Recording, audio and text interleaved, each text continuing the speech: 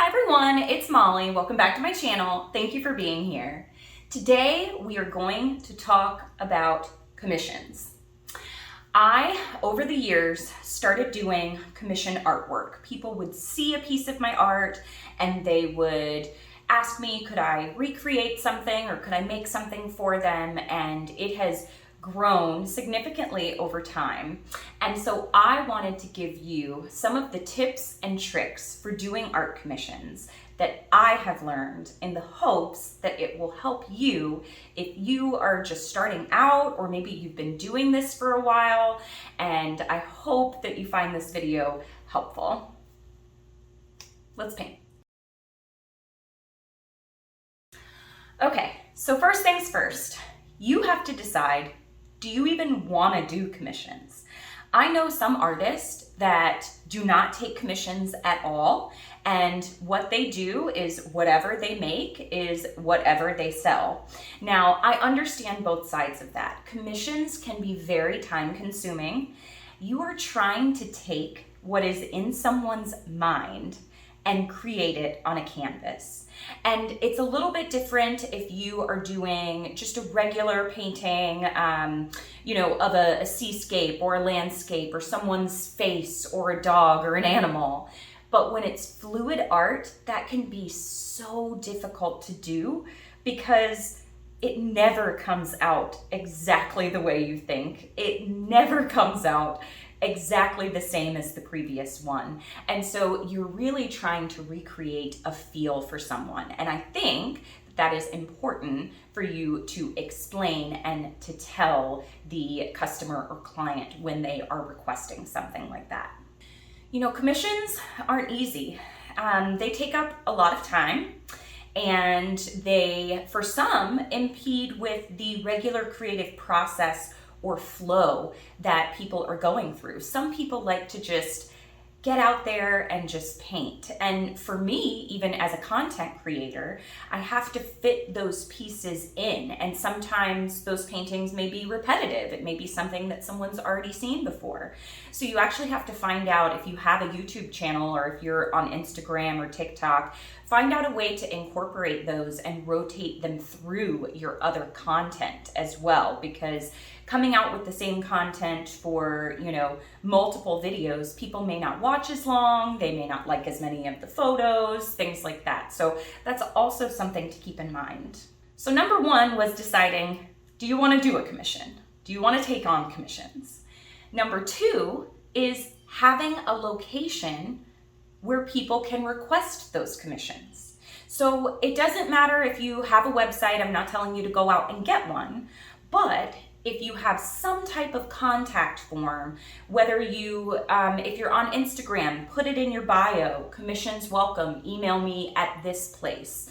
If you do have a website, creating a commission contact form, having some localized place that people can reach out to you and ask you to do those commissions can be very helpful.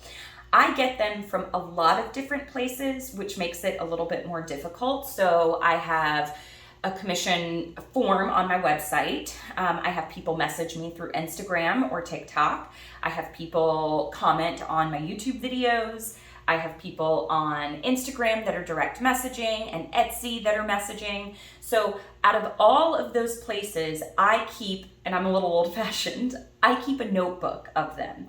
I also keep on my phone a little list, because if I don't have my notebook with me, I can always write it into my list and transfer it over. And then I always tell people from those websites, please email me at my email address so that I can go back through and look at them there.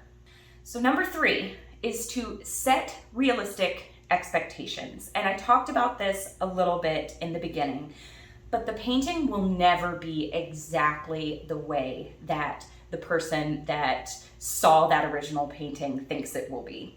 So fluid art, acrylic pouring, resin even, it's never going to be exactly the same. Just like a true abstract piece of art, I could never do this exact painting again. It's always going to have a little bit different aesthetic. So let your client know that ahead of time. If you are looking exactly for this piece, I can create something that is very similar, but will not exactly be the same. So setting realistic expectations is a huge part of it. As well, knowing your limits is something else. So I have taken on commissions that I had no idea what I was gonna do or how I was gonna do it. And it was a struggle, I will tell you. I learned a lot from it, and I'm not saying don't do it, but just let the client know, I've never done this before. I will try something and see if you like it. And a lot of times if I'm doing that, I will wait and not charge the client until I figure out if I'm going to do it or not, be able to do it or not. Tip number 4 is have a compilation of your body of work somewhere, whether that be on Facebook, Instagram. You can have on your website all the photos of the paintings that you've done. This way, you can send people there to say, I like this style of art. So when someone's reaching out to me and they say, I would like you to commission a piece and I like blues, I turn back to them and say, could you please go back to my Instagram or my Facebook or my website and pick out a couple designs that speak to you. That way I know what technique they like and I know what kind of design they like. You know, if I'm doing, work with the hair dryer or Dutch pours, I work in different designs all the time. So them just saying, oh, I like your work with the hair dryer and I like the color blue. Ooh, it's starting to storm here. That doesn't always translate into what they're thinking in their mind. So I like them to go back to the website or go back to my, compilation of photos and say, I like this painting. And that way I get a better feel of what I'm going to create for them. So step number 5 or tip number 5 is to have somewhere that you have your paintings and the sizes priced out. There are tons of different ways that you can price your artwork, and I can make a little video of that if you like. I'll give you a couple of ideas today. So I start by figuring out how much my smallest painting would go for. And then I scale up from there based on size. So for instance, I have my 12 by 12 and I have a specific size that I'm comfortable with for a 12 by 12. From there, I figure out how much that is per square inch, and then I size up from there. As I go much larger, the price still exponentially increases because it is so much harder to do. It takes more time, it takes more supplies and materials, and it takes up more space in my studio, so I can't work on other things at that time. So it's really important to kind of think about your pricing and have something set. Maybe even type something up or have a picture of it so that you can send it to people, or even post it on your website so that people know how much, their pricing is. So that's a big thing, is figuring out someone's budget.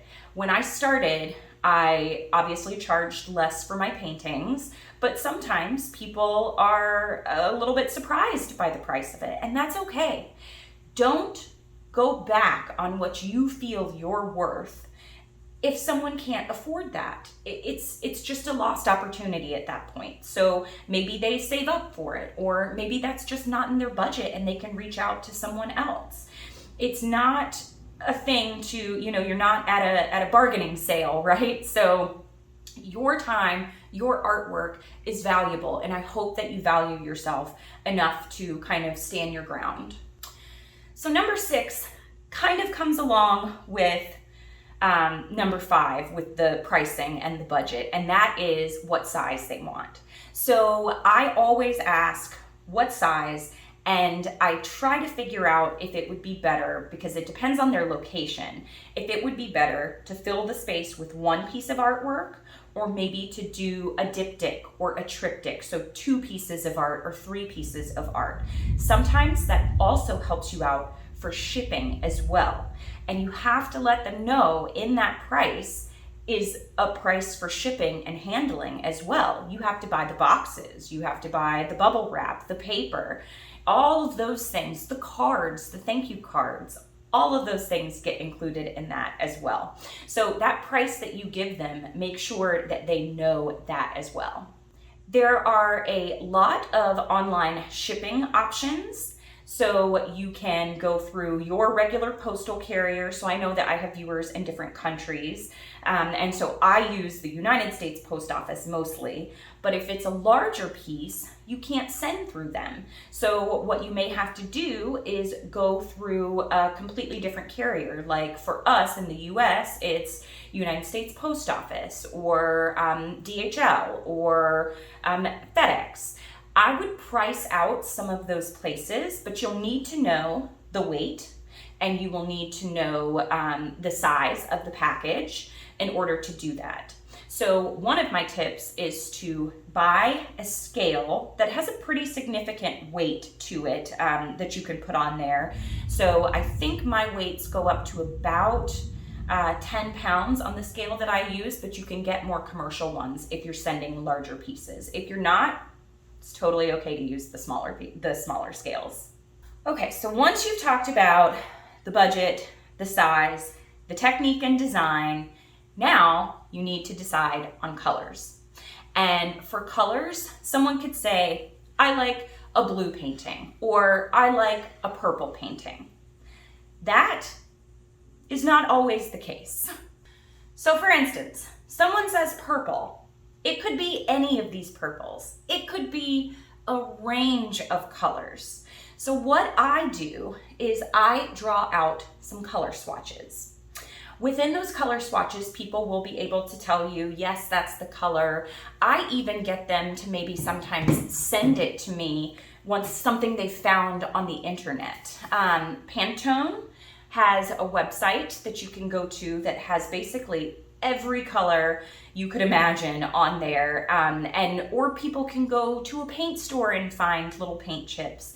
Anything, they can go on Pinterest and find the color that they like. So if I'm ever questioning what do they really mean by this color, I ask them to go and find it, screenshot it, and send it back to me so that I know exactly what color they're looking for. When you're doing swatches like that, I paint them because the paint dries a little bit darker normally for acrylic paint. So I get an idea of what the painting is going to look like once it's dried, which is different sometimes.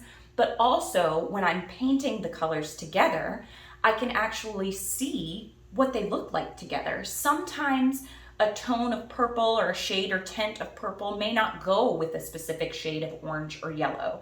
So I may want to modify those in some way, maybe go with a warmer shade of orange or yellow, or go with a cooler shade of the purple. So painting them all together on just a tiny little piece of paper can give you a really good feel. And then I send that right back to the client and ask them, is this what you're looking for? Sometimes they'll have a piece of inspiration. Ask them to send you those photos, and that's the next tip. Ask them to send you a picture of the space that it's going in, see what the lighting is, see what their surrounding furniture or additional art pieces are that can really help you in creating the correct color scheme and the correct feel. Sometimes you will have to help people through this process. They're looking for you to let them know what you think will look good in that space. So sometimes it's almost like being an interior designer in that aspect. The storm is getting crazy over here. Oh, it's kind of soothing to me. Another tip is to save the leftover paints that you use. If you have to do touch-ups on a commission, or if you have to create another one, make enough that you have it there already. Sometimes I mix the colors myself. It's not something that comes out of a tube. And if that is the case, then you will want to actually mix the color and save a little bit of it. I mix up tubs of paint sometimes, and this is just regular paint with no medium, no water, no nothing in it. But I know if I had to do another painting, I could come right back to the color that I had already pre-mixed and mix this up, and it's ready to go. If it is something that I'm doing a touch-up on the sides, I use these small ones, and I have all these containers. I just bought them off Amazon, and they have lids, so they will stay for quite a long time, as long as they're not subjected to any air. So that is kind of another tip for maybe something doesn't quite go right with the commission, or maybe you need to touch something up. Make sure that you have a little bit of paint left over. On that same aspect, if I have enough paints left over, make a second painting, maybe even a smaller one. If you can create another one, someone that already bought this one may have inspired you to create that second piece, and if someone else sees it online, you already have one ready for them to purchase. So can't ever hurt to overdo it in that aspect. Sometimes I'll make very small pieces with the leftover paints in the same color palette, same design, and sometimes the client will purchase that one as well to go in another room or another area. But if not, now you've taken the time already to do it, and you've created a second piece of art from it. My next tip is set a realistic time goal. So for me, I'm now on a 3-month wait for commissions. If you think it's gonna take you, and you can jump right on it and do it, and it'll only take you about a week, the client needs to know that the artwork needs to dry, it needs to cure, you need to varnish it, you need to let it sit after you varnish it. So there is a ton of time in between the start and the finished product, and then to ship it out. So it's always good to let them know, well, this is gonna take me X amount of time. So for me, I let them know I'm on a 3-month wait, and it takes about a month for the painting to actually be finished and ready to ship. So that is something that is always good to let them know up front at the beginning of the conversation. All of these things I've talked about before are things that are discussed before I even get painting, really. And it takes time to do those things as well, to go back and forth to decide on it.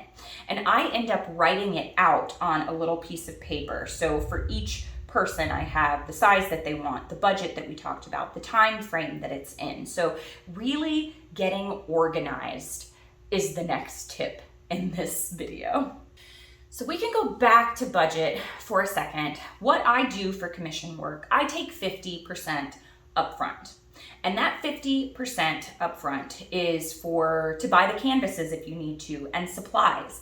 I keep a stock of canvases here of all kinds of sizes, and I've just accumulated them over the years. I buy them when they're on sale. I buy them in bulk so that I can try to minimize my cost. But when you do that, you can go on the shelf and pull something off instead of having to order something maybe online that will take even a week or two to get there.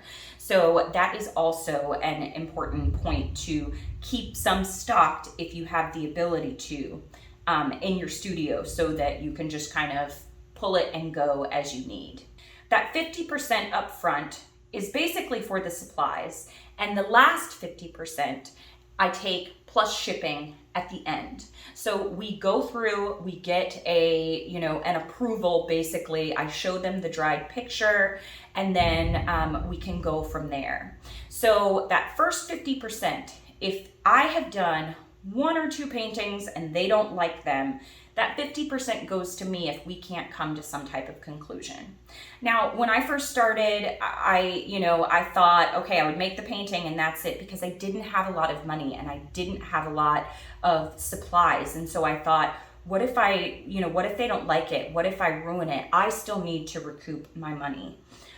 Over time, that has changed a little bit for me, and I do give sometimes a second go round or a second try, but it's something I talk with the client about, and I say, listen, this is acrylic pouring or fluid art, and it's never going to come out the same. So I'm going to make you a painting out of what we've discussed. If you don't like it, I will try to fix it or redo it one time for you. But after that, the deposit is lost. And I'll be quite honest with you, I have tried a couple of times. If I'm not happy with the piece, I'll go ahead and remake it quite a few more times. So there's a couple commissions that I've tried, 3, 4 times before I've gotten something even that I'm happy with, and that the client is happy with. So I always send it back to them as the final product and say, here's what I created for you. What are your thoughts? They could come back and say, oh my gosh, it's beautiful. This is exactly what I wanted. Or they could come back and say, well, I kind of had this in mind. If it's a little bit all over the place, we'll reset and go back to the drawing board to the beginning. So it's really going to depend kind of on what their response is. But I take the mindset, they have chosen me to spend their hard-earned money to bring me into their home and, not physically, but to bring a piece of my art and my heart into their home. So I really want them to have something that they truly love. I have had some difficult clients, and it is part, if I did this whole, oh, commissions are great video, I would be remiss, because I have had a couple of clients that have not liked the piece. I've had only one situation where they've gotten the painting and have not liked it.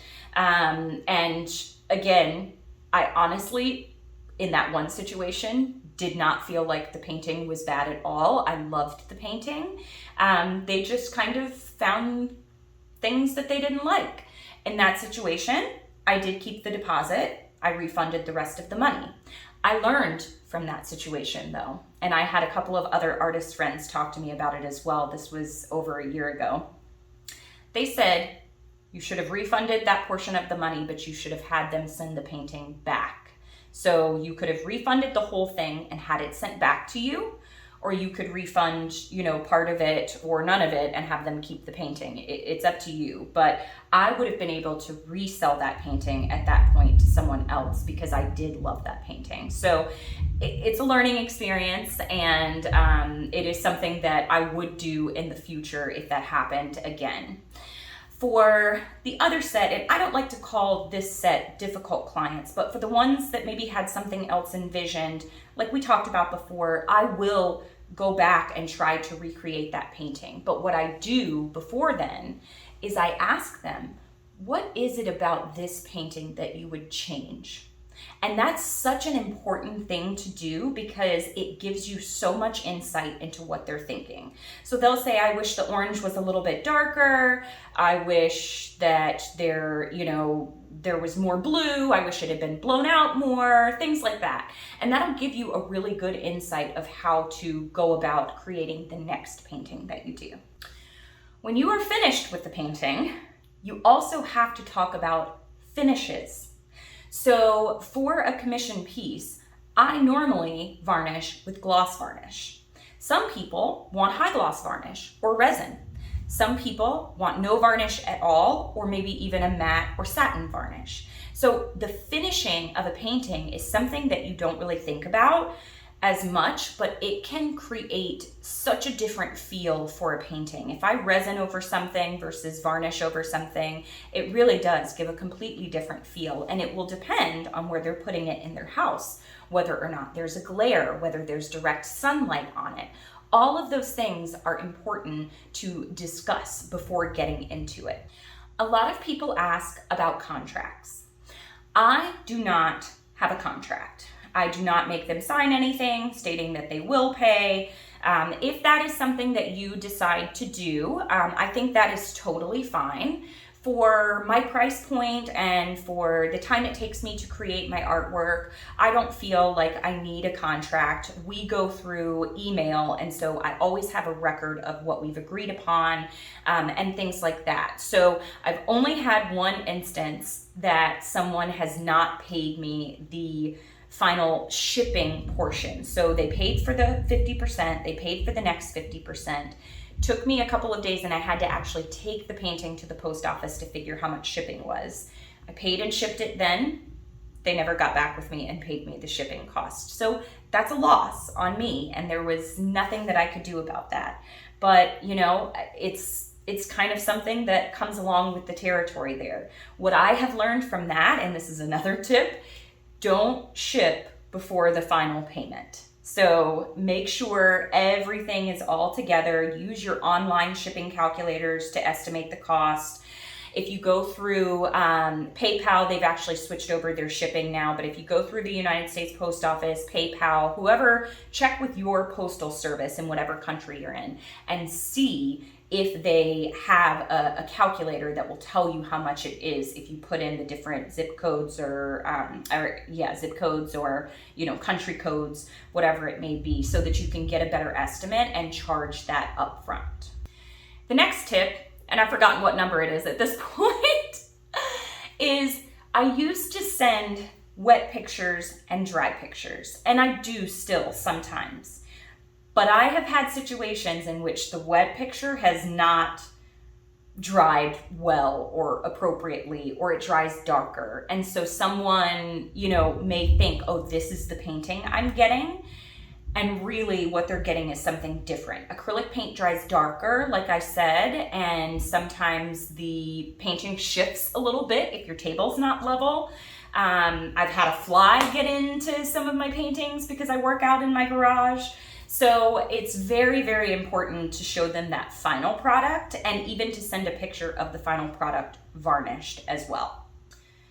So this is a little tip as well that is just a personalized kind of piece that I add, and I send a thank you card with my card in there. And I know it seems like it's, second nature to do that, but I've received some paintings from people that have not had that in there. So I think it's really important. It adds a personalized touch to say thank you so much. Woo, that one was loud. And it really gives kind of an intimate feeling between you and the person. So sometimes I'll even write a little sentence about something we discussed or talked about. Maybe it's for a special occasion and I'll tell them happy birthday or something like that, happy anniversary. But it's just a personalized touch that is added in there. When I am shipping most paintings, I was gonna say all, but most, I do add insurance to the painting. The most devastating thing is to have one of your paintings messed up or ruined in the shipping process. I have only had, I believe, one painting that the box was completely crushed, but inside the painting still somehow was okay. And they sent me a picture of the box. So I do always insure up to the appropriate value of the painting itself. You'll have to check with your postal code or your postal service to see how much insurance comes with whichever way you're shipping. I do tend to ship the fastest route, but you can always give your client the option of how they want to ship it because the money will vary of how much that cost. But I try to do 2 or 3 day shipping. If it's going ground, sometimes it'll be 5 to 6 to 10 days. If it's going out of country, sometimes that can be even longer, and I've shipped quite a few paintings internationally. But the last little tip is to check in with them and make sure they got it and make sure they like it. Sometimes I've had people that have completely forgotten to get back with me and say, oh yes, I received my painting, and I'm worried about it the entire time to see if it got there. There's normally tracking, and you always add tracking to your painting so that you can see where it is in the process. But it's nice sometimes they'll send you a picture of it and you can post that back to your social media as a testimonial. Look at these beautiful paintings that I've made or that, the person has enjoyed, and hopefully it will get you more commissions in the future. Ask them to go and review your website or to go and, go onto Instagram and post and tag you in it, or always ask permission for you to share their photo, but they can share their photo readily and tag you in it. And it just is just like a heartwarming thing really for me when a piece of artwork goes up in someone's home and they really love it. So to kind of recap, you want to have a place that you actually can accept commission requests. You want to get those all organized and have everyone, together that's requested one, and figure out your timeline of how you can incorporate these into your daily activities and routine and your daily art practice. Figuring out how to integrate that content into your social media can also be a challenge, so I really recommend staying organized for that. Then you need to talk about the budget. You need to talk about the sizing, the pricing. Set realistic goals for the client so that they know when the painting's going to be made, how much money it's going to cost, how much shipping is going to cost. Then you'll need to, or not need to, but I recommend to take some type of deposit for that. And I use PayPal normally for my account, but you could take that through Square, you could take that through, even a check if someone sent you one, whatever payment you decide. But I take that 50% up front. That second 50% and the shipping comes at the end. Woo. Once they're happy and the painting is finished. Pricing is something I'll have to do an entire another video on pricing, but the things that I can say about it now and the tips for pricing your artwork. Find something that you can live with, that you're comfortable with. For me, I want someone to have my painting. I don't want my painting sitting at my house. It doesn't do me any good there unless I created it for that purpose. So I price my artwork reasonably, but it depends on your experience, depends on your location, how many failed paintings you've had, what supplies and the quality of supplies that you use and how much those cost you. But there are those small costs in there as well. So the plastic and paper for your table, your paper towels, your plastic bags, garbage bags, all of those things, they still cost money and they should go into, your monthly expenses of what you're buying and purchasing so that you can figure out what you're spending on supplies and add that back into the cost of your painting. Everybody's payment of time will be different. So, my value of my time on an hourly rate may be different than yours, but figure out what works for you. Search around online, go on other people's Etsy, see what they're charging for certain size paintings. You can scale up by size or you can scale up by technique. I will say my abstract work takes me longer, so even though that is one size, it may be a little bit more expensive, and I denote on my pricing chart, this is my price for fluid art, this is my price for abstract art, and so on and so forth. If you are an artist that is creating an ocean oil painting, that could take you, weeks, months to create, and so you would evaluate your pricing based on that. So it's very individual. I have people ask me all the time, but it's not something that I can just give you a chart, give you a value and say, this is what you should be charging. There's tons of charts out there. Some of them overestimate small pieces and underestimate big pieces and vice versa. So I know I start with my small piece and I estimate based on my square inches from there.